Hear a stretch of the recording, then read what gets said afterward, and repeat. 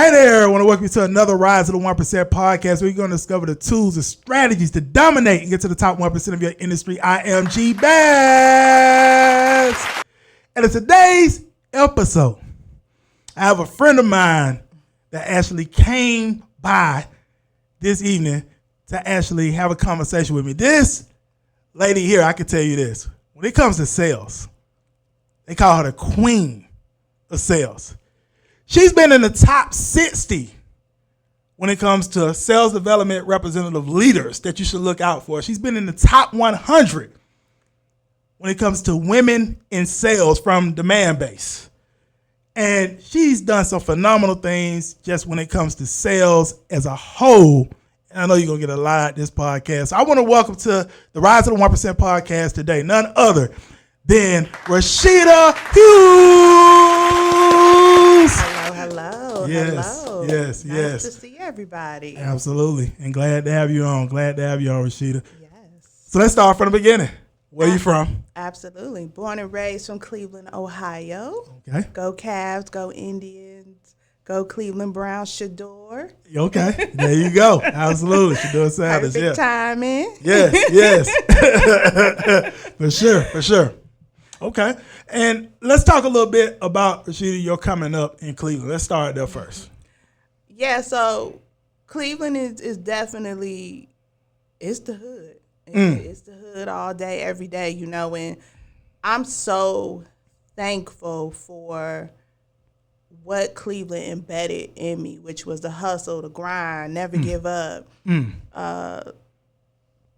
Just being the best you could be, that striving for greatness vibe that LeBron James have. I'm a big LeBron James fan. I mean, I saw LeBron James from the beginning, from playing in the parks in Akron, Ohio, and then actually playing my school. I went to Catholic school, so he played my school when he was at St. Vincent, St. Mary. So I always knew for me, even as a kid, that I wanted to be a boss. Like, that was always embedded in me to be a boss. Like, my mama was a boss. My daddy was a boss. My granddaddy was a boss. My grandma was a boss. Everyone that was around me was boss status and changing the barriers of being Black in America, you know.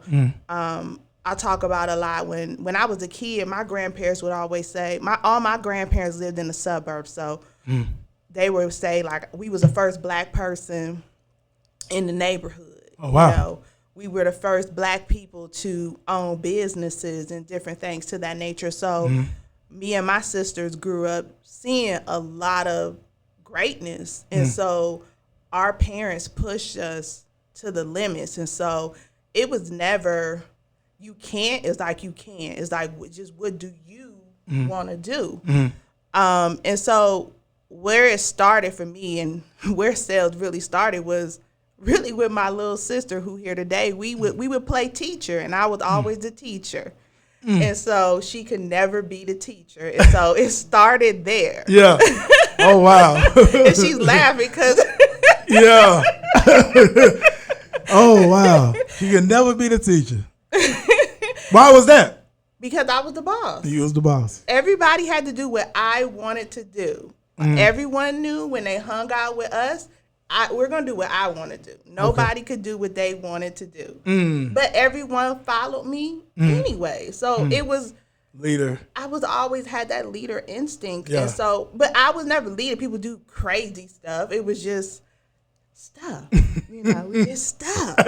And so, you know, we grew up in the suburbs. So most of my family did live in the inner city of Cleveland. But one thing my mom and dad put in us is like, yeah, y'all live in the suburbs. Y'all get to go to private school, Catholic school, but y'all gonna go to the hood too. Y'all gonna see that too. You know, our cousins came to our house and we enjoyed them, but we went to their house in the projects as well too. And so I got to see best of both worlds, and the hustling part of it and then the corporate part of it as well too.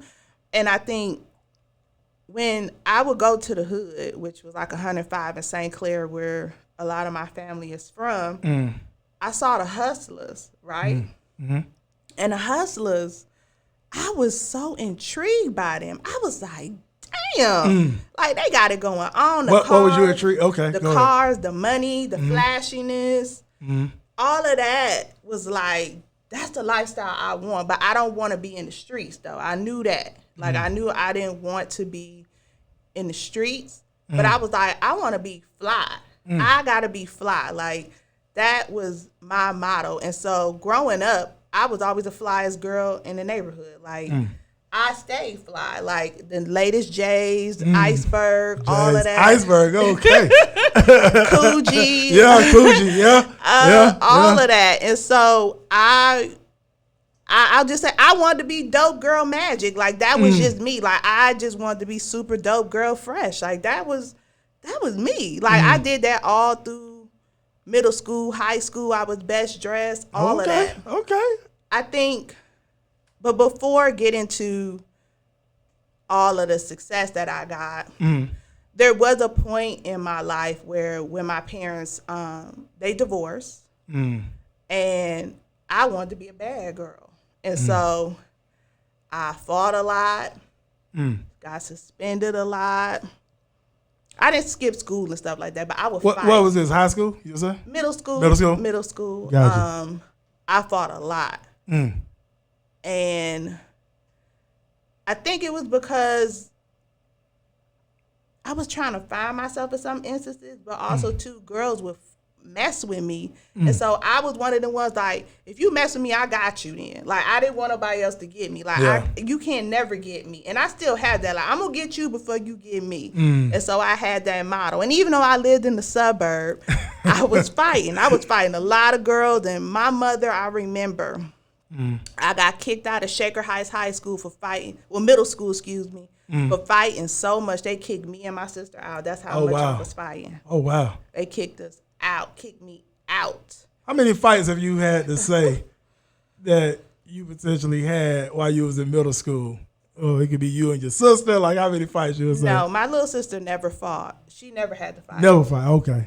Gotcha. They knew if they came for my sister, I'm coming first. Yeah. My sister probably had one fight in her life. And that was when I went to college. Okay. If you had to give an estimate, though, how many fights you had? 30 plus. Woo! Yeah, I stayed suspended. I stayed in school suspension. Middle school was hard. It was hard, because I didn't want to get me. I didn't like people talking about me. I didn't like people approaching me. Yeah.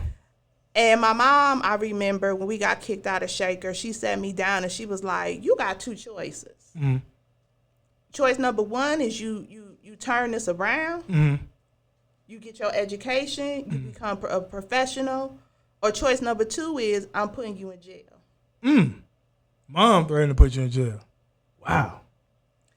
And I'm like, jail? Yeah. I ain't going to no jail. Is you crazy? And she like, I'm dead serious. You're going to go to jail. She's like, I'm going to put you in juvenile detention. And I'm like, I'm fresh and I ain't going to be able to wear my clothes. And so I thought about that conversation she had with me, and I had to turn it around. And I turned it around immediately. I was like, it was a point where my mom was just, she had keep telling me, but I knew with that conversation, she was dead serious. Yeah. Like, you're out of here. And I don't care at what point, because my mother was fed up with coming back and forth to the school. Parents was pressing charges on me. It was it was a lot that had happened during that time. And so I was like, well, I don't want to be that, And so I was the lead, and then I was a part of a gang that I had created. And so a lot of stuff had happened. Oh, wow. And so people got in trouble for real. Like, even my little sister got in trouble because they was like, she was a part of it. It was. And this middle school or high school? This is middle school. Middle school. Credit gang. Wow. You always had the leadership ability, but you started off gang-wise, though. Yeah, okay. I did. So when I got in high school, I went to Catholic school. Oh, okay. And so in Catholic school, my mama sat me down. She was like, look, I'm paying for school. Ain't no getting suspended. Ain't none of that, And I knew my mother was sacrificing for me to go to Villa Angela. Yeah. And she went to Villa Angela too. So I knew that I could not mess that up. And her name was writing. I was writing on her name, right? Right. And one thing I never wanted to do was disappoint my parents. You know, my dad was heavy on me. My grandparents were heavy on me. They was like, you got to go into Villa Angela doing the right thing. And I went through all my 4 years doing the right thing. You know, I had a couple altercations, but it was nothing like back in middle school. No. Because I wanted to be cute, fresh, fly. I was a leader. So, like, that's where I cultivated, like, okay, I knew I had to get out of Cleveland now.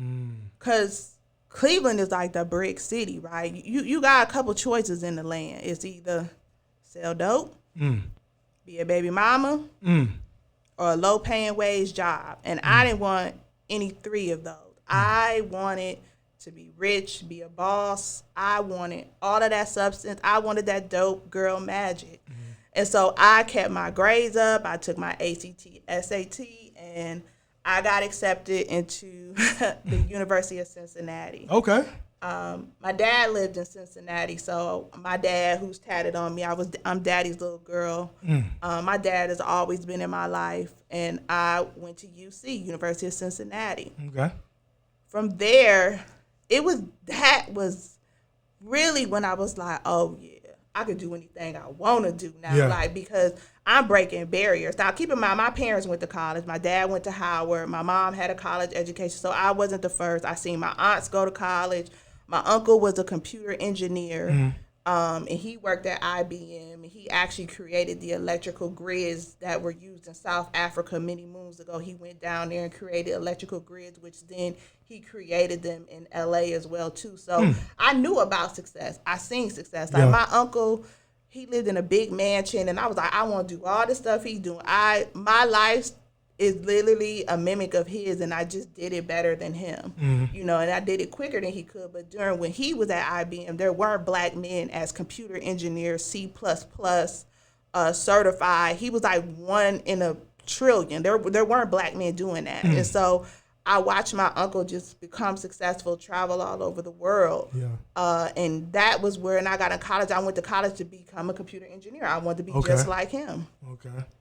And I remember walking in them classes, and I was like, I don't understand what these folks saying, because they had an Indian dialect. And I was just like, this ain't going to work. I'm done. I told my dad my freshman year, I ain't doing that. I'm going into communication and PR, because I said, well, I can be a newscaster. I want to be a newscaster and write, like, news and be on the news, because I love the news. So went to UC.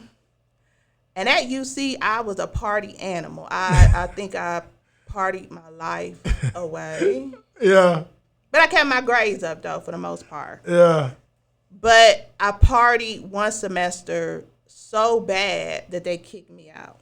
Oh, wow. They kicked me out. How they kick you out for partying too hard? Because my grades dropped. Your grades dropped, okay. Because I was like in an honors program, and you only had like one chance to do it. And that was like it. And my grades were already kind of slipping. They was giving me warnings. So then I was like, shit, I got to finish this, right? Because I didn't even tell my parents why I got kicked out. I just said I'm transferring schools. So I went to Northern Kentucky University, which was right over the river from Cincinnati, and I finished my last 2 years there. So I graduated from Northern Kentucky University. Shout out to them. I love that school. I love UC too. UC was fun. But NKU is where my heart is at. They really, NKU made me really grow up and really think about my future even more, because I cut the partying out as much, and it was like, I got 2 years, and my parents like put a deadline, like, you got 2 years, we ain't gonna keep financing you, you better figure it out and get it going, and things to that nature. So what you graduated degree? Public relations, communication with a minor in marketing. Gotcha. So I remember I was getting close to my graduation, and I maybe had like 2 semesters left, and my dad sat me down in his kitchen, and he was like, you know you ain't gonna be a newscaster, right? I said, excuse me? I said, Dad, but you've always said I could do whatever I want to do. He's like, yeah, you can. He was like, but I'm gonna keep it 100. He was like, I graduated in 2008 when the recession hit, and so jobs weren't there. It was a different time. The housing market had tanked, and he was like, you need to get into sales. And I'm like, I am not getting into sales. Yeah. I want to work at CNN or ABC and be a newscaster, and that's what I'm doing. Yeah. And he was like, I have a friend that works at a bank. So Dad just ignored exactly what you just said. My father, he had a saying, work your plan, know your plan.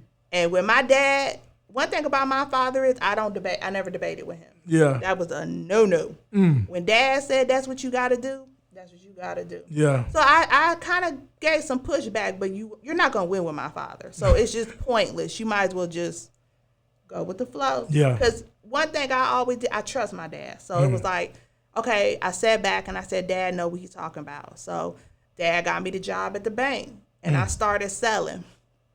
And you selling at the bank? I sold equity lines of credit. Okay. So I actually worked at the corporate office. I wasn't inside of an actual branch.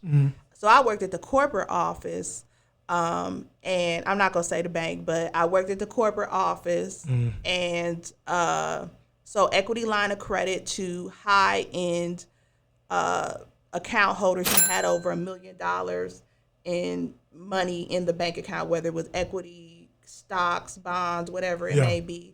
And so I was with their high roller kind of like folks who were within their bank. And I was there for about 2 years. And I remember walking onto that sales floor, and I was like, what the heck did I get myself into, bro? What made you say that? Because it wasn't nobody that looked like me. Wow. And I was like, yo, I don't know about this. And I remember sitting through training. I'm like, man, this ain't it. Yeah. But then they showed me that commission structure. Everything shifted. That changed everything, right? I was like, oh, so I ain't just making, and I made a good amount an hour. Like, and I was thankful that my dad gave this to me because in 2008, all my friends had to move home. I didn't have to move home. I still kept my apartment, my car. There were no jobs in 2008 when we graduated from college. It was really bad because, like I said, the housing market had tanked during that time, and just everything had stopped pretty much. And all my girlfriends, all my friends moved back home, and I was able to stay in Cincinnati and keep everything that I had. So I had a really great job. And so I remember, like, the first couple months I was there, I was like, I don't know, because like I had to get on the phone, right? And it was just straight phone. It wasn't no email and all this AI. It wasn't none of that. Right. It was literally a yellow pad, and you get a list of accounts you got to call, and you got to pitch this equity line of credit. And these folks was hanging up on me, pow, pow, pow, just hanging up on me. I'm like, man, I ain't gonna never hit this commission. And I had a sticky note of how much I wanted to make, right? Could you share what that was? Yeah, I wanted to do a commission check of $15,000. Okay. So I was like, I don't know if I'm gonna get here, bro, but okay, I'm gonna thug it out because my daddy said I gotta do it. Like, whatever my father said, like my sisters will tell you, whatever Dad said, man, you better be the best at it. And he ain't playing. I'm like, damn, my daddy's name on the line. And like, he calling his friend, checking in on me. And when I'm going over, he like, yeah, he said you been on the phone, but you ain't sold nothing yet. And I'm working on it, Daddy. And he looking at me like, working ain't good enough. You need to be closing some deals like that. Like, come on. And so I'll never forget this older black lady named Miss Jewel. She was like #1 on the sales floor. Again, this was, when I got into sales, y'all, it was white male dominated. So it was cigar smoking, suit wearing, Tom, John kind of thing. It wasn't no sisters on the sales floor. It wasn't no sisters. That was unheard of. And when I was working in corporate, you had to wear full suits every day. It wasn't no dress down. So right. It's stockings, and you couldn't even wear bare legs when I started in sales. It was suits, real suits with heels, no flat. You couldn't even wear, women couldn't wear flats on the floor. And you could wear blue, black, or red. Those were the only colors you could wear. Blue, black, or red. Wow. So I got with Miss Jules because Miss Jules drove a Cadillac. I said, oh yeah, Miss Jules. There go that dope girl magic again. Like Miss Jules had the Cadillac, Miss Jules had the designer purses, Miss Jules coming in there like this, you know, like Miss Jules had the big rings on her hand, and I mean a very classy woman. Let me be clear, and I was like, that's somebody I want to be like, and so. That's always something in my life. I always like this someone I aspire to be like. And I aspire to be like Miss Jules. And I walked up to her and I said, I need help. Mm-hmm. And Miss Jules taught me the ins and outs. There you go. And, mentorship. Yep. And within 3 months, I hit that goal. And I had a $15,000 commission check in my bank account. How did that feel? I was like, yo, this is dope boy money. I was like, let go. Yeah. I went to our Lennox and it was called Kenwood Mall, they luxury mall, and I bought everything, True Religion, BB. I went nuts. Sold them all down. Tow it up. Yeah. Cheesecake Factory, a steakhouse every day. Yeah. And I got accustomed to making that kind of money. Okay. If it wasn't less than 10 bands, I would be upset. And I got accustomed.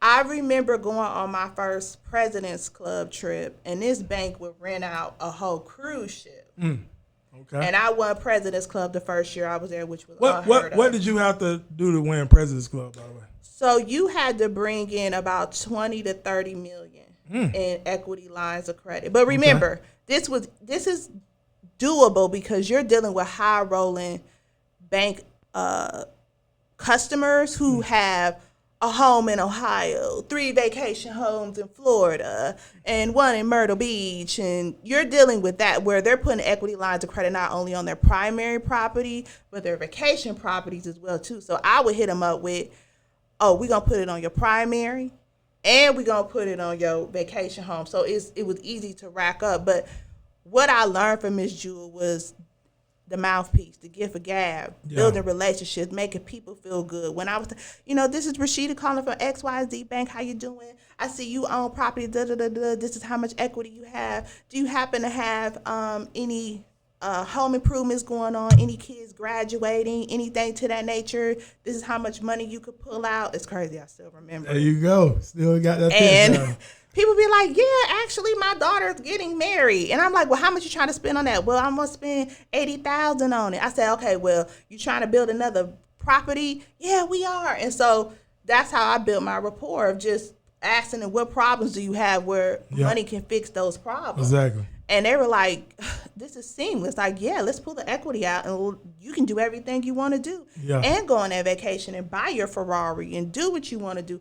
And people love me. It was to the point where they were referring their neighbors to me and making them pull their money into the bank as well, too.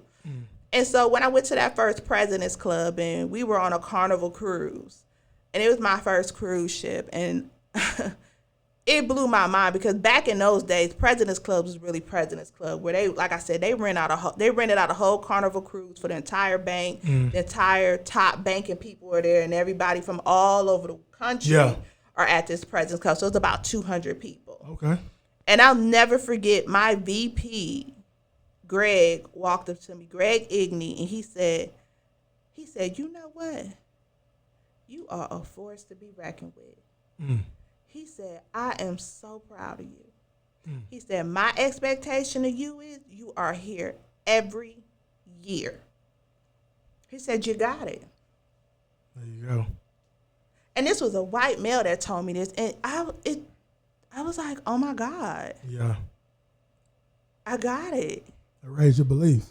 And the 2 years I was there, I went. Yeah.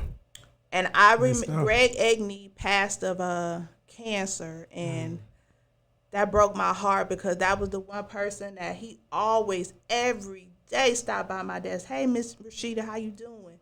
He would ask me, what you doing with your money? Are you investing it?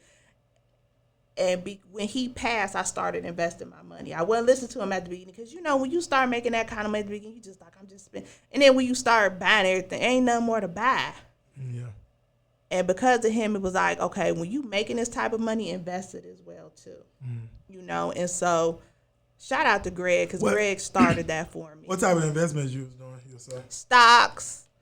A lot of it was stocks. He just taught me how to diversify my portfolio with stocks. And so that's where I got introduced to stock very early. So I was like 21 with a stock portfolio. Like he introduced me to one of his guys, and I never had called him, but when he passed, I called him and I was like, Greg referred me to you.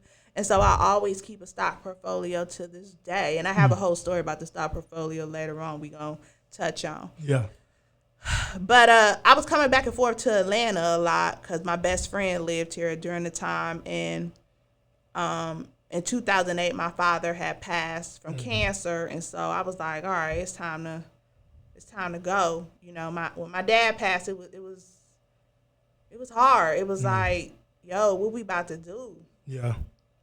And I said, all right, well, I got to boss up all the way now because Dad ain't going to be able to pull me out of everything no more. My father pulled me and my sisters up out of whether we was wrong or right, whatever. And so I was like, I got to boss up. My mother was still here, so it was cool. But Dad was just Dad. So I moved to Atlanta. I got a job at AT&T, the corporate office there, and I was selling business lines to like big businesses, small businesses where they would needed multiple lines. And I remember being at AT&T, I had that same gift of gab that I had at the bank, and I became number one instantly. Again, I am in telecom now, switching from banking to telecom now. Where telecom, you make even way more money than banking because AT&T during that time, it was popping and everybody needed landline phones and businesses were opening and different things. And I stayed on the President's Club. But what was hard there was, again, it was, excuse what I'm about to say, it was a good old boy white club. And so, again, I'm the only sister on the sales team. They would mess with me sometimes and say, was she cheating and doing different stuff. And it was hard. It was really, really hard some days because I was just like, dang, I just want to make my paper and go home. Like, I know what I'm doing, and it was a lot of hating on the sales floor with me. It was a lot. That's where I had to learn conflict because when I was at the bank, everyone was like really cool. They started respecting me where I wasn't used to that. Like, they didn't respect me. And so I remember one of the managers, her name was Sarah. She seen something in me and she tapped me on the shoulder and was like, let me put you up under my wing. So I was resistant, but I said, I got to have someone to help me. I always learned that you got to have an ally. You got to have someone that can mentor you to get you to the next level. And I like Sarah. And so I learned a lot with Sarah. I would coach people up. She was coaching me as well, too. And I'll never forget, she said, well, I put your name in the hat to become a manager. And I said, excuse me? I like being an AE. I like my money. I don't want to lead people. I am not interested in any of that, I just wanted to learn skills from her, just learn. Get better in sales. Yeah, just get better in sales. And she's like, you're too good, Rhasheeda, just to be an AE. You have the gift of leading people. She's like, look at all these new hires I would coach up all the new hires pretty much. Once they got out of training, they would double jack with me, meaning they would listen to my calls. I would listen to their calls and sit right next to them. I had scripts I had written. I created like an Excel sheet of how to show your commission and like how to pitch and find the right accounts and all this. I had a whole system I created. And Sarah let me, share that with anyone that was new coming on our team. Yeah. And she's like, every person that you trained up is now number one. They're not beating me, but they're right there neck and neck with me. They're coming off making money. Right. And so I was like, all right, Sarah, I'm gonna trust you with this. So the first round that I went for the leadership role, I didn't get it. And so I was like, okay. It didn't mess with me, Did though. they tell you why you didn't get it? It was because I didn't answer the questions well. And they didn't know me. And so when you worked at AT&T, it was all about, you had to build relationships, right? Even though I was number one and trained people, nobody knew me. Because I kind of just stayed with Sarah and my team. Yeah. And so I wasn't upset. I remember I came home. My mom, by that time, had moved down here to Atlanta with me and my sister. And my mom was like, you'll get it again. Just take the feedback. And I took all that feedback that they gave me, and I built a brand at AT&T to where all those managers that I knew was going to be on the panel, they knew me by first name, who I was, and what I was all about. Okay. So when I went to second round, I got the leadership role. I got my first team. Great stuff. And it was amazing to accomplish that. I'm like, oh my gosh, I'm in leadership and I have a team and like I got responsibility now. Yeah. And I remember when the email came and Sarah took me to 2 Urban Licks here in Atlanta. And we sat down and ate, and she was like, look, this is serious what you're getting into, because leadership is no longer about you. It's about serving the people on your team. Right. So I'm blessing you with this, but you got to promise me that you're going to now help the people on your team. It's no longer about you. You're not an individual contributor anymore. Your numbers don't matter. Their numbers and their sales success matter. And that became like my motto of, I'm here to serve the folks on my team. It's no longer about me. I'm going to hit my numbers. So needless to say, everything went well there. And I pivoted over to, I'm going to skip a couple roles, and I became really good at different roles. I pivoted over into tech, right? Telecom kind of fizzled away, and then I got into tech. So I worked in cloud services. I managed teams. What made you get in tech? My uncle. Okay. Because my uncle was in tech. Engineering still was tech, right? Right. And I was like, well, this is the new age of the world. So telecom fizzling away. Everybody got a phone. Landlines going away. Tech is where you got to go. Yeah. That was my only option. It was like, I'm not going door-to-door sales. I'm not doing any of that. It was like I still wanted to work in an office setting. I was like, tech is lucrative. Tech is going to be forever growing and evolving. And so I worked at some big companies, which I don't want to talk about that one too much, but I went to one of the I'll reserve the name, but I went to one of the largest online, how could you say it, home companies in the world, where you can find your homes. I'll just leave it at that. Yeah. You can guess. Yeah. And my girlfriend got me the job, right? And I was like, girl, thank you. And this was the big leagues now, because I'm walking into the big boy league. Yeah. And I shined there. But a lot of shit happened. Like?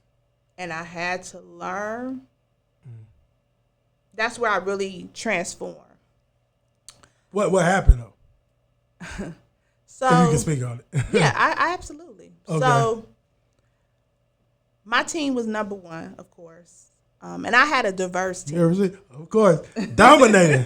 Of course. There you go. But I was a leader, right? So just to give you some background, I was a leader that required diversity, right? I didn't want black, white, just men, women, young, old, all in between. I wanted everything. Okay. So I had a very diverse team of young, old, black, white, Asian, Italian. Everything was on my team, right? Yeah. And we were number one, and we were consistently number one. They tried to break the team up. People requested to come back. It was crazy. And there was a younger, white leader that they wanted me to be just like her. But see, I'm a swaggy leader where I still bring my black girl magic, right? The way I'm talking, that's how I talk in my meeting. right? Like, I'm talking like, what's up? Like, how you doing? Like, what it do with the business? Like, that's how I'm talking. I don't switch up. Like, and they didn't like that. But in my mind, I'm like, what is the problem? Because we're number one. My team can vibe with me. Yeah. I'm still professional, right? Yeah. Let me be clear. I'm not going to be, I'm not doing that. Like, that's not me. Like, that's not authentic. That's that code switching, right? That you hear a lot. I don't do that. Like, one, my parents did not teach me to be that way, right? My dad was like blackity black, black, black, black, black. He went to Howard University, needless to say, nothing else after that. It ain't no option in my family, right? You are gonna be authentic. You gonna love yourself. I came in with my lace wig, long nails, red bottoms on, Gucci bag, Louis bag. They couldn't stand me, but I was like, what? What you gonna do? We making money. We getting to the money. Like, everybody cool. Yeah. What's the problem? And I think what was a pivotal moment. We created this crazy process. This is why we were number one. I'm a process oriented manager where processes mean you can make money, right? You can't just throw something on the wall and make some money. It's a process to make money. And so strategy too, right. And so my team and I'm big with. I'm asking my team, "What are you doing to be successful?" And I'm the one. I put it together. I'm not that scientist, right? I'm mixing it, whipping it in the kitchen. You know what I'm saying? It's like, bam, like, woo, and it be like, voila, magic kind of thing. So overall, the formula was so good. Yeah, I remember like our head of this department we were in was like, Rhasheeda, I have got to know what y'all doing. We were consistent. It was never a month we didn't miss go. We were 120%, 200% to go. It was they couldn't touch us. They were like, what is y'all doing? And so the top guy was like, yo, I want to have a conversation with you. So I put this whole presentation together, and he was in Seattle, I was here in Atlanta, and I presented it to him and a couple other like top wigs at the company. I'm talking about the top dogs at the company. And they were like, this is brilliant. We are implementing this across the board for this entire department. What were some of the things you all was doing to stay number one like that, though? One is understand conversation, how to have conversations. Because we had inbound leads, right? Yeah. And so it's having conversation and building relationships. So I tell people, when you are in sales, if you can't build relationships, you can't sell. Right. You got to be able to relate to people. You got to have conversation. You got to be conversational. You got to be fun. You got to be able to have good listening skills. And I taught my team that, right? Yeah. And then I taught them that sales is a numbers game too. Yeah. Right? Yeah. So we knew for every 5th to 8th call, we were going to close the deal. We knew that. There you go. We knew that. That was the data. There you go. Yeah. We knew how to overcome objections. I'm big on objection handling. You got to overcome that objection. Well, I understand you can't do that, but let's think about it from this angle. What's holding you back? Also, follow up. Just because if they say not right now, then you need to call them back in 2 months. Keep them on your radar, right? And so just some things we did with the formula. Gotcha. Okay. And so I remember everybody was like, yeah, that's dope. We gonna do it, Rhasheeda, blah, blah, blah. And the head guy was like, I'm gonna fly down from Seattle in a week and we gonna get it together and then we gonna have the trainers present it and blah, blah, blah, blah, blah. And my manager, as we walking out the door, said, you did good, but you should have spoke more like XYZ, this white girl. Oh, man. Manager. Yeah. And in my head, I was just like, you a hater. But I hit him with, that's not authentic. Right. And I'm not her. So out of respect, you need to learn me and separate both of us. So they kept playing this thing where they kept attempting to get you to act and move like this white person, right? Yeah. Yeah. And not be yourself. And I resisted it. Yeah. Because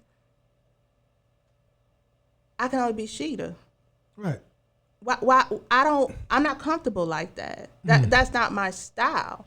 And so they implemented it, but in the midst of that, they put my team under investigation saying we were cheating. And that was hard. My thing is, though, if you all putting up the numbers, why does it matter? Because I was beating her. Yeah. And I was probably 2 months into the investigation. And again, this is the most money I think I have ever made in my sales career. And this is why I say this was like the big leagues, right? And I came home, I was so frustrated. And I had moved my mom down here to Atlanta. And she retired, and everything was great, like, you know. And I told my mom, I said, I'm quitting. I'm like, I ain't got time for this. I can go somewhere else. I ain't doing this. You know, I don't appreciate this. Like, I don't deserve this. Yeah. And my mama said, I know you done lost your mind. She said, don't you get paid on the 1st and the 15th? What them checks look like? I said, they look good.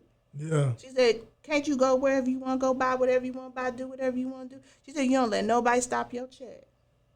She said, you go up there with your head held up high. You go through what you got to go through. You set the tone still, and it's going to be all right. And she was right. Yeah. That was the best advice I think I ever got in my sales career. You don't let nobody stop your check. You don't let nobody rip your brand and who you are away from you. No matter how much they telling you, you can't be this, you can't be that. That's bull jump. Yeah. You be you. Yeah. And they got to adapt to you. Don't adapt to them for what? You the prize. You the one bringing in the money. Right. Why don't compromise yourself for the dollar. Absolutely. If they my mama said they gonna pay you no matter who you are, because your numbers speak for themselves. That's what I was saying. I was saying, if you putting up the numbers, I don't really see why it matters if you acting like this. But that's other not lady or not. That's not corporate though. Right. Because I'm coming in with a lace wig, long nails, blinged out. You know, I'm a threat. Because I know what I'm doing. Yeah. Right? I didn't go in there asking nobody for permission. And I don't ask for permission. I go in and I know what I need to do and I get it done. Yeah. You want me to sell? You want these numbers through the roof? That's what you're going to get from me. Period. Yeah. And at this company, my mom passed, like right before COVID. And sorry to hear that. That was crazy. And I remember I took some FMLA because I had to just reset. And man, my team, like my actual team, man, they held it down. They were like supporting me and everything. And I remember one of my folks on my team called me. She said, and she wasn't being mischievous, and this is my girl to this day. And she shared with me that they had said I was lying because I was still under investigation during this time as well too. Yeah. Lying about my mom passing so they could stop the investigation. What? This is how crazy this company was. Yeah. And we laughed because she knew me well. Yeah. And she like, girl, they crazy. I said, I know. They crazy. But I knew when I came back, I had to knock it out of the park. And I did. And then I left. I got another role at another company. What made you leave? They didn't respect me. Yeah, we see that. And so you finally just said, I'm done with it. I said to myself, I don't need y'all. You need me. I am not going to keep being disrespected as a black woman who's bringing substance, who's bringing value, who's creating a cohesive culture where everyone is learning.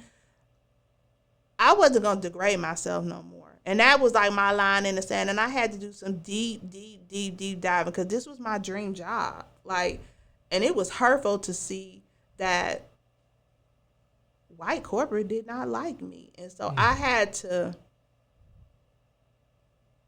get a therapist because of this job. Oh, wow.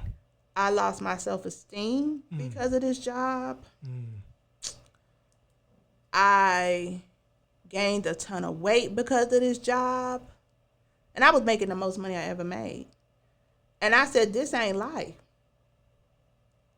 And I had just lost my mother, and I'm just like, I'm not doing this. Yeah. I am not doing this to myself.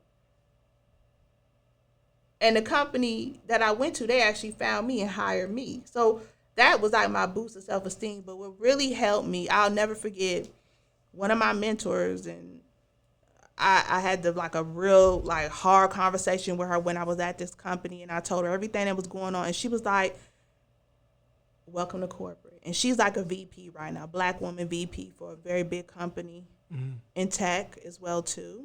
And she's like, I have a therapist for my personal life and one for my career. And she's like, you got to get one. And I said, all right, I'm going to get one. Yeah. She said, you make the money. She said, I go through this every day. She's like, but you got to get it out. You can't hold it in. You got to get it out because you got to go to work with a clear mind and understand that you can do this. You are in a leadership role, so it gets harder. It's not going to get easier as you climb this corporate ladder as a black woman in sales who's a high performer, who builds high-performing sales team, and you making six figures in white America. You better get with it, is what she told me. And I said, you're absolutely right. And I didn't know that. And that's why mentorship is so important. This person is still my mentor to this day. But that's why mentorship, I had to lean in on something because I didn't know what to do. Yeah. And my mom was gone. It was COVID. It was a lot going on. I had to really step up in my family because I had my sisters and my nieces. And I'm like, I can't fall really now. Being a black woman in corporate America, society doesn't train you for that. It's no blueprint for that one, unfortunately. And so I had to go off the instincts that I learned on the streets. And I had a lot of friends that was in the streets when I was younger, and I'll just leave it at that. I ain't incriminating nobody. But they were on the streets, and I saw a lot of stuff and a lot of transactions, right? And I saw one thing, though, with that hustle was that it's about their business. And so when my mentor told me that, I said, I got it. I got to bring the dope boy magic into corporate. So I came up with what Jeezy said. Jeezy's one of my favorite rappers, was corporate thugging. Like, I got to run this like a conglomerate. Like, this my block, and like, this is how you run it. But your block is only as good as what? Who you are, what you stand for, who you lead in. Do people believe in you? Right. Do you have a blue magic formula that everybody want to gravitate towards? So I started using a lot of the street stuff, and I said I could put this into my leadership because I could identify with that. Yeah. And so I remember before I left this company that I sat back and I was like, I've got to be the best black leader in the world. I have the sales formula of how to build high performance sales team. Now I got to rebuild my confidence back up. Because when you on the streets, you got to have confidence 24/7. Right. Like, that's a must. Like, you ain't walking around with your head down and you got a whole crew behind you. Right. Exactly. You the leader, and you always got to lead by example. Yep. People do as you do, not as you say, right? Yep. So I said, I made up in my mind before I left that company, I'm going to be the best damn sales leader in the world. And I'm going to leave a mark that is going to help every black boy and girl walk into tech sales. And I was determined after that. And I went to this next company that picked me up. Well, let me back up. So there was one plus to working at this company, right? Okay. So remember I talked about stocks? Right. Right? Yeah. So Greg taught me something really prevalent. He told me, he said, if you work for a publicly, and again, this is something we're not taught, y'all. So this is free game I'm giving you. Okay. If you work for a publicly traded company, lower your salary, when you work for a publicly traded company, they give you shares into that company, right? Mm-hmm. And Greg told me, don't you ever take a high salary, ask for more shares. So when I worked at this company that I was at, I lowered my salary to get more shares, and the company popped. And I made a lot of money with this company through my shares. And that's why I was able to walk away. And I said, damn, Greg taught me some free game. Yeah. Like, I was cashed out, and I was like, gave him the finger, like, like, I don't, with you, like, so I was feeling it. I had always had a lot of money because I was in sales, but this was like, yo, this is a different kind of money, this stock money, like. Right. You got equity. Right. I didn't even do nothing. It was like I just sat back and it just bubbled, like. Yeah. And I was like, my mom had just passed. It was COVID. I'm like, damn, what am I gonna do? I'm like, damn, I go get a Benz, go get me a Maybach. I'm like, I'm gonna get a BBL. I'm like, man, I'm about to go buy a Birkin. Yeah. I'm gonna keep it 100. Yeah. Those was all the things going through my. I'm gonna go on a trip. Everybody never mind, I ain't gonna. But everybody was balling during COVID. I'm gonna just leave it at that. Yeah, they were. They sure were. Yeah. And I just leave. In my world, they were. So I don't know if everybody else saw, but that's what I was thinking. Nah, we all saw that. Yeah. And I was just like, no, Rhasheeda, you have done all that. Like, you didn't live that life. Yeah. And I heard my mama voicing me. She said, go buy a house. Let me tell you how good God is. I didn't know. And I'm working at a real estate tech company. But I learned a lot about real estate. I already knew because my grandfather was in real estate, but I learned it in the new day and age. And I remember I got with my mortgage loan officer and real estate agent. They told me the amount I was approved for. I said, I'm approved for that? You tripping. She like, no, that's real. Like, that's a number. Yeah. Now, where you want to go? Yeah. And I think I looked at about 40 houses because during this time, during COVID, houses was flying off the shelf like this, and I kept getting outbid, even with the amount of cash that I had. And I still had a limit. I still wanted to keep some of the money as well, too. And I'll never forget, my real estate agent said, let's go look at new construction. I said, oh, no. I just want a simple house. I ain't trying to be doing all that, lady. And I looked at that new construction. She said, well, you can get that if that's what you want. So I built my house from the ground up from my stocks. Great stuff. And I want to hit on that real quickly. You taking shares, right? Because some people at times they're so short-sighted. You know, they would have took the big salary over taking the shares. Like, that's a different type of thinking. You know, because I talk to people about that in business all the time who, you know, go into businesses and stuff like that at times, and they may not be the founder, the CEO, whatever the case may be, but you could look at potentially getting some shares and getting some ownership in the company at times over just, you know, having this instant gratification mindset of I want this big salary up front, right? And that allows you now to be able to cash, you know, in on a new home. Yeah, that's big. Because when you are a high performer salesperson, money just, it comes and it goes. And I don't mean that in no cocky way, but like, money just a tool. It's just, it's here, it's gone, whatever. But like, you still got to have longevity with the money, right? And so my longevity is with my stocks, right? Your salary is your salary, right? And your commission is your lifestyle. That's how I was taught. I'm old school. My salary pay my bills. My commission pays my lifestyle, right? That's how I roll with my sales. Gotcha. And so my stocks is my longevity, right? Because that's where you can dip in if you need to rebuild a home, buy property, whatever you need to do. Right. You should have, you got to, it's like a jug, man. You got to jug in multiple ways. Like, you got, you know, I'm a girl where I like thumbing through a lot of checks. I ain't even gonna lie to you. Like, I came to Atlanta during the BMF era, so I saw a lot of money. Yeah, we talked about it before. So like, it's funny we both was in the same promoting circle when I first moved. But overall, like, when you move to Atlanta, you see money. And like during my era coming to Atlanta, when you seen that kind of money, you got to diversify the money. You got to make the money work for you. You can't just be out here flossing. Right. You gotta put some up. Exactly. Cause something might happen. Like when my mom passed, her life insurance policy did not cover her funeral. Me and my sister had to put our money up to bury our mother. But I had it. Yeah. It wasn't nothing. We ain't had to do no GoFundMe, fish fry. We wasn't even going out like that. Yeah. It was nothing to pull them up. Like, boom, bam, everything cash.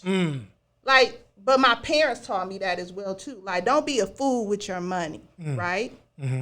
And in our community, we got to be able to diversify it and be able to lean in and have reserve, right? Yep. Because we going to get old one day. And we ain't gonna want work. Yeah. And you might want to sit in your lazy boy for the next 10 years, last 10 years of your life, and you should be able to live that life. That's my grandparents live that life, and I'm gonna live that life when I get older. Of sitting in my lazy boy not doing nothing. You know, I can't wait. Yeah. But I've just learned that money is a tool, right? And when you making the kind of money that I'm making, not to brag, it's like I got people that depend on me too. My sister, my nieces. I can't just be out here acting crazy. Like I'm grown now. Both my parents was gone, so it was like I ain't got nobody to like be like, Daddy, I ain't pay this. Like write a check. That's all gone. So I had to losing both my parents made me grow up. I bet. And be a boss. Like it was like, okay, you are the CEO of your life now. That's what I learned from that. And my parents taught us to be strong, but what they also taught me was you got to stick together. So me and my sisters and nieces, we are close, very close. Yeah. That's my world. That's what I do it for, because I want them to see greatness, right? And that is extremely important for young Black girls to see powerful Black women doing it big and not doing the other stuff. And no pun to that, because everybody got to start somewhere. You dig what I'm saying? I ain't knocking nobody hustle. Right. But to be able to walk into these corporate spaces that I've been able to walk in and be with a lace wig on, long, because that ain't what they don't want you looking like that.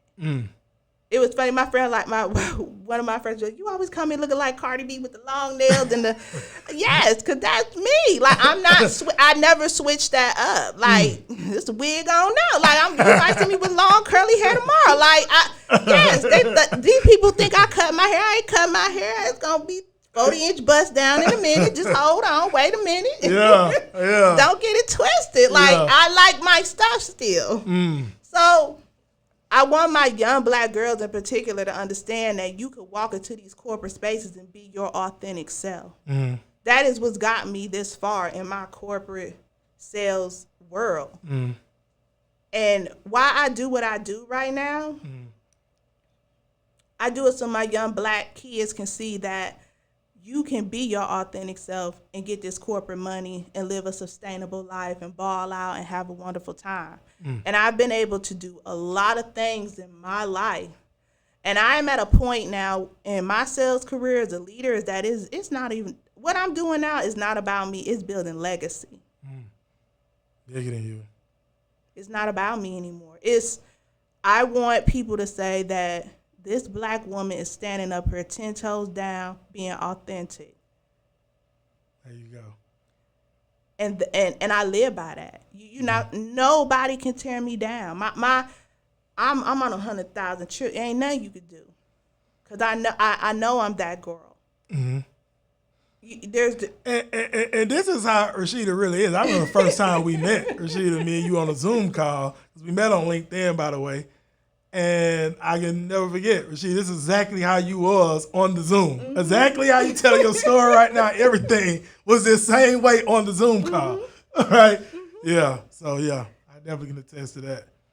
And I love sales. I love it. I love eat, sleeping. I can teach anybody sales. I got mentees now that, shout out to my baby Alanis Bray, one of my first mentees. He owns his own tech company. Ski. Yeah.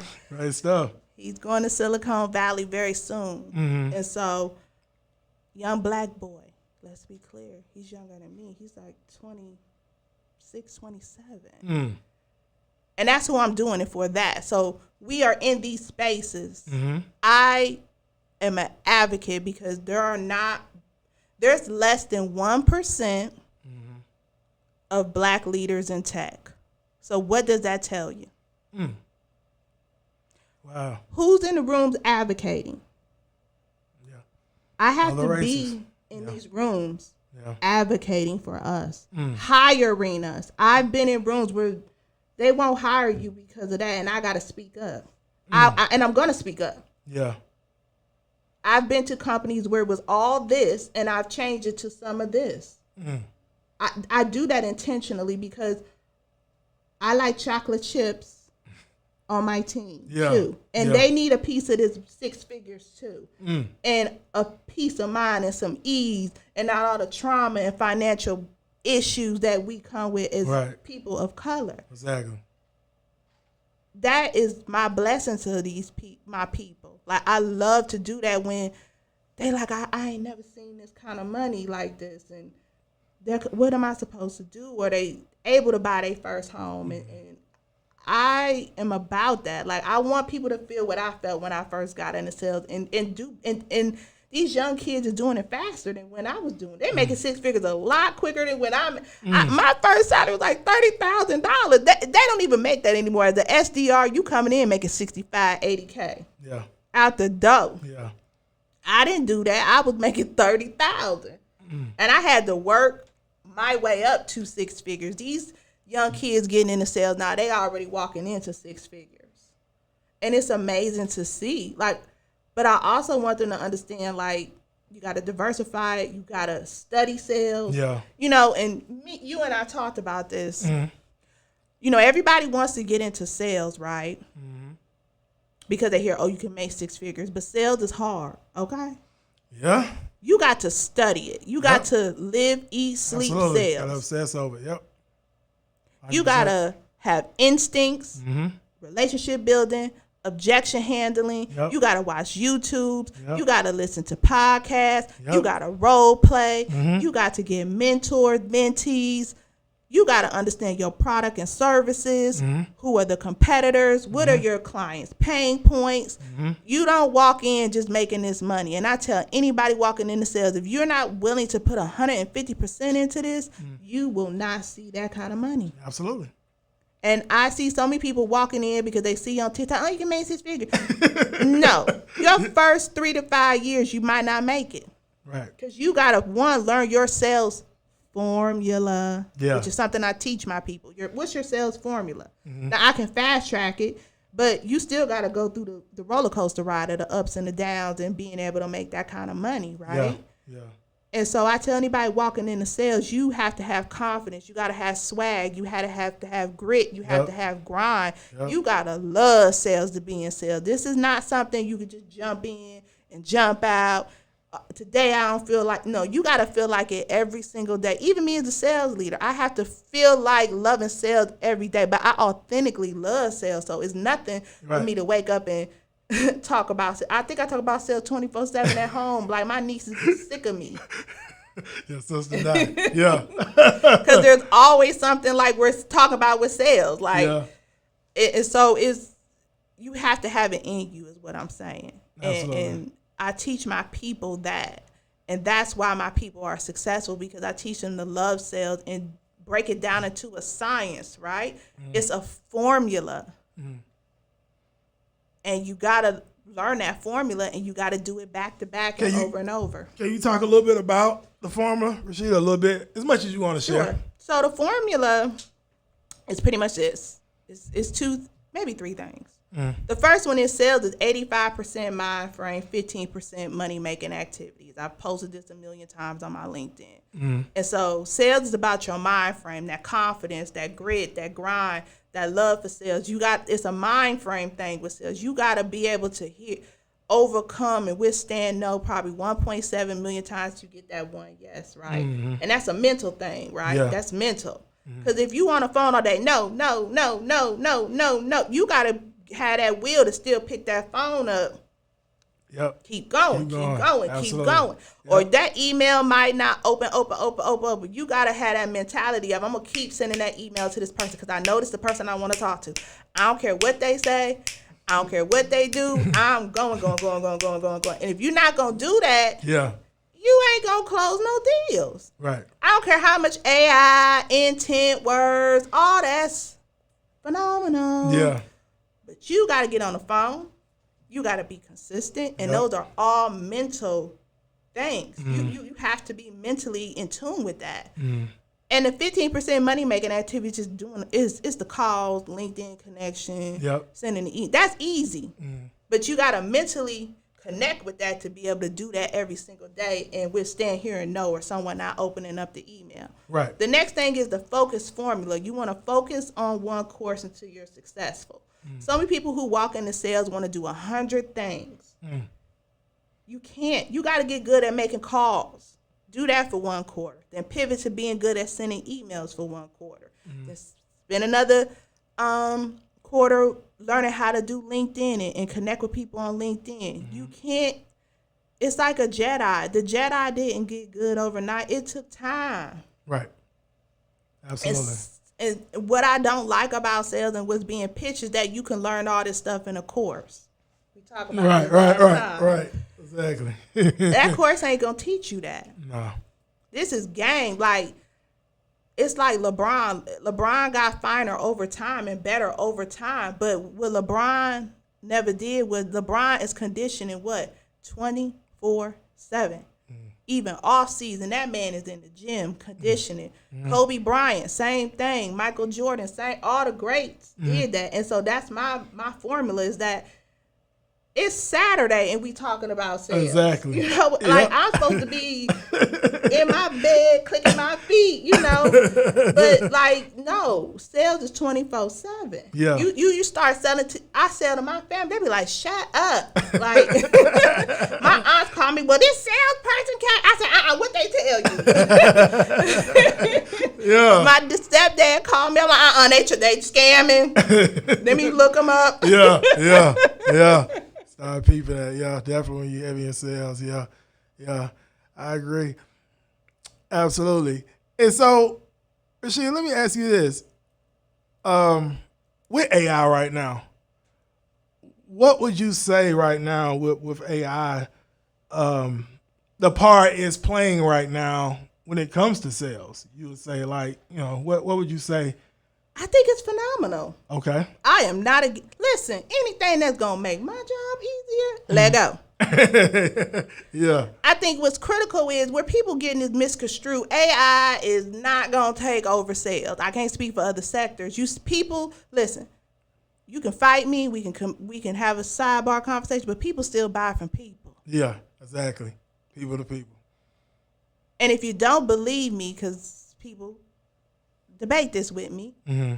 People still have to go on. When you buy something, you going on TikTok, Instagram, or Facebook and listening to a person's review of that product. And that's people still selling to you, right? Yeah. I don't just go on Amazon and buy something. I'm reading the reviews. Who's leaving the reviews? True. People are. Right. People are pushing you to purchase that. You're still communicating with someone. Yeah. So AI, this is where I'm at with it. I tell every salesperson, leader, learn it.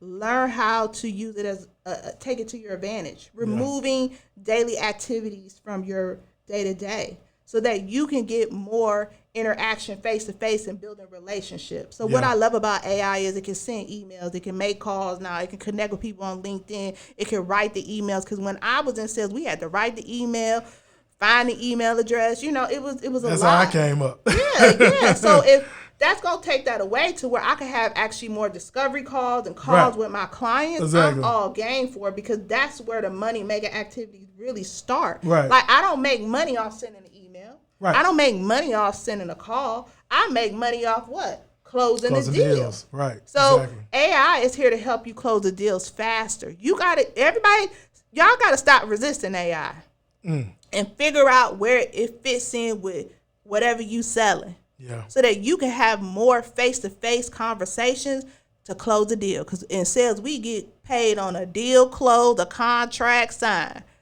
And so it's getting you there faster. Yeah. You got to learn where AI can get you there faster. And I tell my team this every day. I'm all down with AI. I think it's great. Gotcha. Okay. Well, let's talk about this, Rhasheeda. Pretty much, you've been in the 60 top SDR leaders you should be looking out for, and also the 100 women in sales by demand base. Mm-hmm.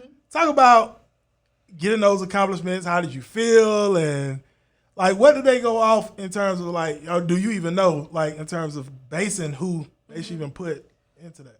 A lot of it is one, posting on LinkedIn.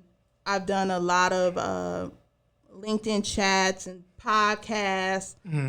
Also, they're looking at my numbers and different things to that nature. People referred me, and sometimes I have like open pools of like who are the top women or leaders in sales. When the first time it happened, because I've done it 3 years in a row now. I think yes, 3 years in a row. Congratulations! Thank you. Back to back, got that Drake going on. Back to back. There you go. But the first time I was like,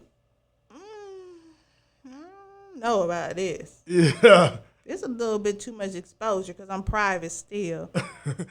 Yeah. Okay. But I remember my mentee, shout out to Lay again. He was like, it's time for you to pop your ish now. Yeah. And I said, what? He said, no, this is your time. He said, I need you to go out there and ball like Kobe Bryant or LeBron and show them what you got. And from that day forward, that's what I've been doing. It's just showing them what I got and just being authentic. Like, I'm talking to everybody gets this same conversation like this. Like, I don't switch up, but what I'm saying is the truth as well too. Is this is sales. Like you gotta be able to just withstand all of this. So for me, getting those accolades and shout outs and awards, it's cool. But what's even better is that I'm moving the needle in sales, is that there is a black woman. That's your vision. Who is on on these boards and awards and people reaching out to me. And I'm just a black girl from Cleveland. Like I am that girl, but at the same token, it's like it's in me. You know what I'm saying? So for me, it's in me. Like, it's in me to be a dog. It's in me to be a beast. It's in me to be a leader. It's in me to be number one. Like, it's in me. Like, and what's in you is in you. I can't change that. Yeah. And I'm humble at the same time too. Let me be clear. I'll help if you call me and you call me, I'm right there. Yep. I'm here because I want to spread the wealth as well too. This game that I got is for everybody. If you want it, I got it for you. Yep. So for me, it's supposed to be this way, and I'm gonna say that like that. I'm supposed to be in these rooms as a Rhasheeda Hughes. There you go. Because when you see a Rhasheeda Hughes on a resume, we already know what time it is. So yeah, I'm supposed to be here is what I'm gonna say, and it shouldn't be any other way. And so that's how I feel about that. I'm thankful and I'm humble, but I'm supposed to be there. Yeah.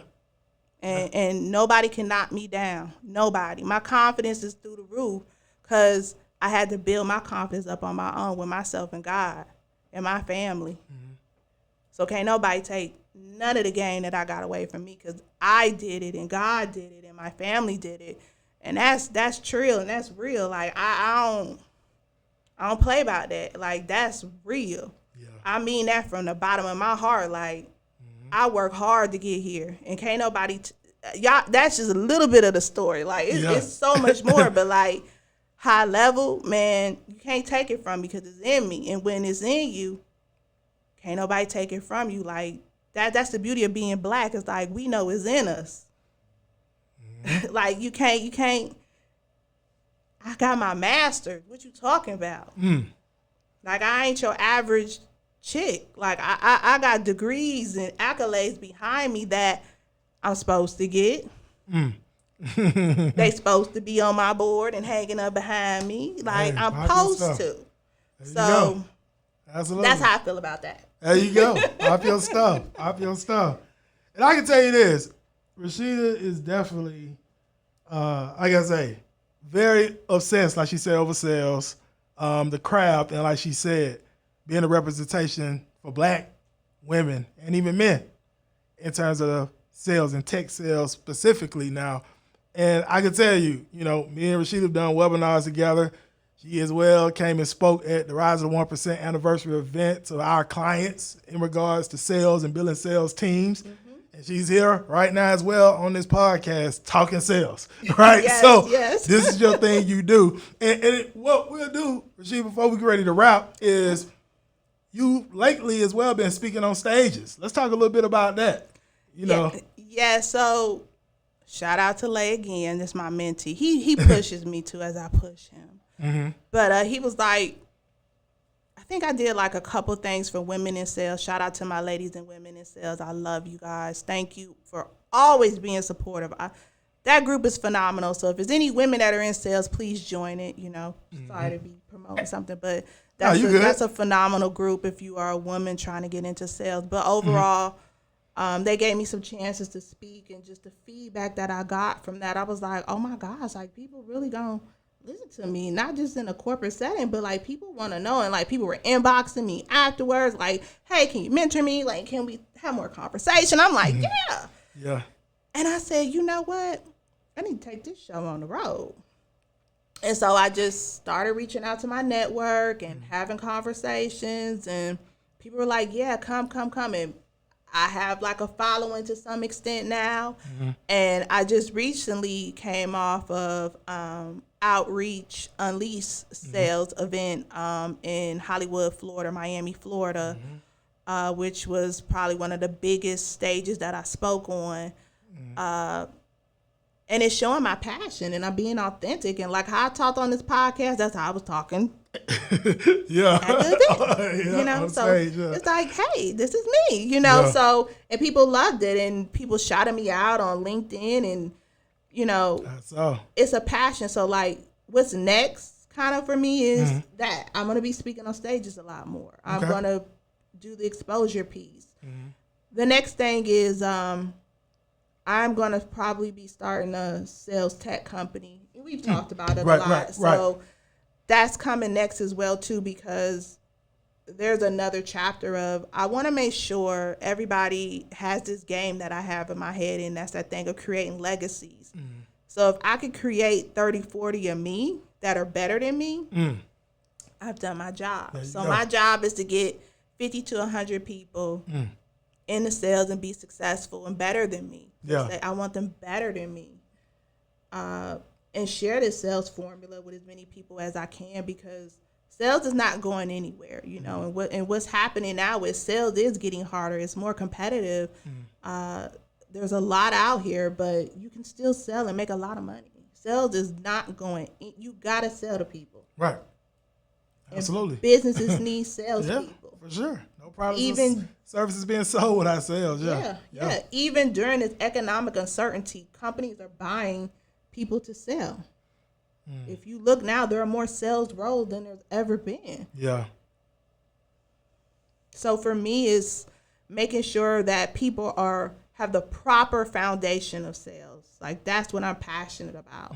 And properly know how to sell and make a lot of money. Because people get into sales and make a lot of money, and there's nothing wrong with that. And I want to help people do that. I love it. Okay. Last question. Rhasheeda, let me ask you this. The name of this podcast is the Rise of the 1% Podcast. What does the 1% mean to you? What is your definition of the 1%? When you think about the 1%. Being 1% better every single day, striving for that. Okay. That is important. You got to be 1% better in sales every single day. I love it. Oh, gosh, I love it. This has been a great conversation, Rhasheeda. Love your story.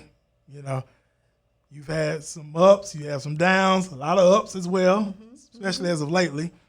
And you shared a lot of gems on here, especially for those of you who are looking to get into sales or even already in sales. being able to take things to the next level. Definitely appreciate it. It's been a great conversation. I love it. Thank you. I love every time we come together on different things. It's been great. So Absolutely. where can they find you at, Rhasheeda? Yes, so I'm on LinkedIn at Rhasheeda Hughes. I'm also on TikTok with SalesQueenWithTheCrowd. And that's where you can find me. There it is. I love it. I love it. And being you watching this and you got some value out of this, I know you did, right? Make sure you bang the like button if you're on YouTube watching this. Also, if you're new here, make sure you hit the subscribe button, turn on your notification bell. Also, in the comment section, drop any of your biggest takeaways from this conversation with Rhasheeda. I know you got some takeaways, anything you learned, anything you got out of it, drop it in the comment section. Also, we're on YouTube. If you're watching this on YouTube right now, we're also on Apple or Spotify. So you can look us up over there if you like to listen to audio at times, you're driving or you're traveling. Look up the Rise to 1% podcast there as well. And also feel free to share this around with anyone else you feel could benefit. With that said, we'll definitely see you on the next Rise to 1% podcast episode. Have a phenomenal one on purpose.